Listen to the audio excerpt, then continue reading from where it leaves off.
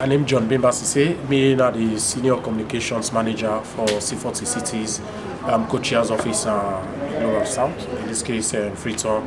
They provide leadership under our worship the Mayor of Freetown as the co-chair for C40 Cities.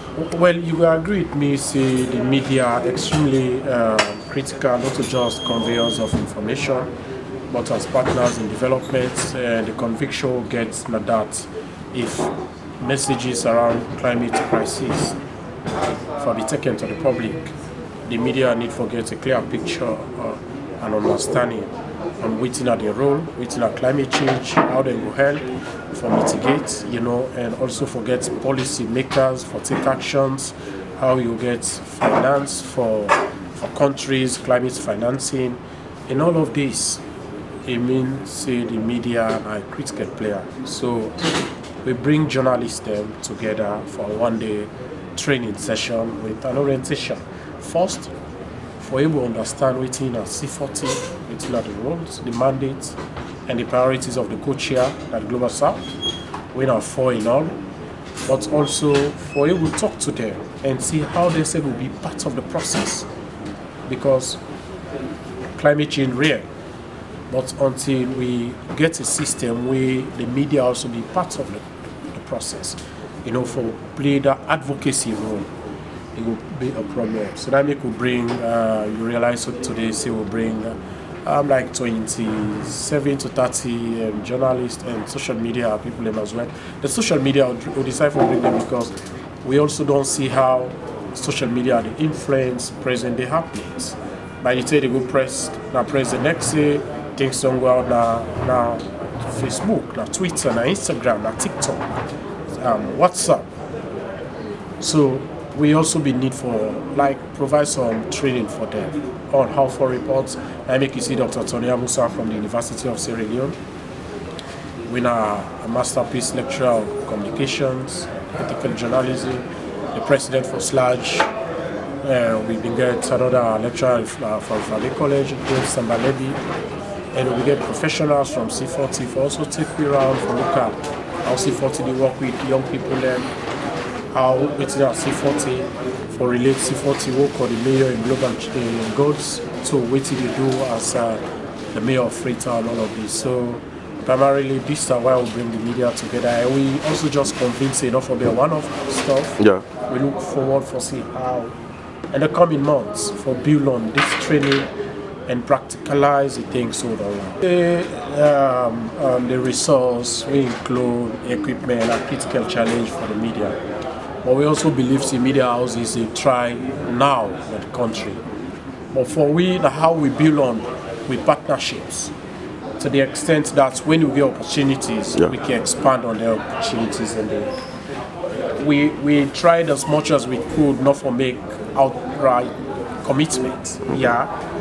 Because as a group, we work and see how we influence policies, we influence national players, government them for provide more funding or finances where countries need for make sure see they push the climate resilience targets them. But as the media, we just believe they go beyond just equipment. For instance, I'll tell you, you can get a smartphone. When you pass, you see somebody a cut tree. You can develop a story. You can get a picture. A picture tells a story. Yes, the wording said they tell the story, but just with a smartphone. So whilst we convince you, we also need the equipment then, as it is, Lord make use of what we get and see how we build on which we all expect we have to be part of it. How serious the mayor or why take this particular project here? Climate issue. Very, very serious, very serious. Now I make you see today, even with him busy schedule, he come. He do it for like 30 minutes. He talk to me. He give me an in-depth into how the climate crisis affects not just Salon, but countries at the global south. And what we need for do. He take me through waiting Freetown City Council as a council they also do in line with in climate action plan for mitigate the climate crisis. They talk about tree planting. We call it Eugenia Cabo talk about what we do in the area of transforming waste to energy. It tell with the trees we don't plant. It relates only to climate overall. So this tell you the importance we not just C40 but Freetown City Council itself attached to the whole idea. So what will be your message to people in the community with deforest? No cut we tree there. Okay. We know see you get for do it livelihood. But there is so much we do now for see how we also create an alternative livelihood, yeah. But not do the things we also know see the help we as a country for grow. And one thing we don't cut tree.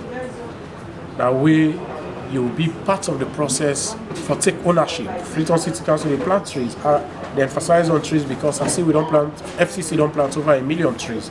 But until we take ownership of the interventions here, it means it will be a problem. It's your permit. Why people only suggest why you need to come back to council. So how best we have to work with central government? Because I don't say councils, not just Freetown City Council, but Freetown City Council only take the lead for push this, for see how they will work with government. Because if you don't get a system where councils stay in charge of, building permit, or you want to put up a structure, the council so involved, it becomes a problem. Take Moyiba, right on the hills.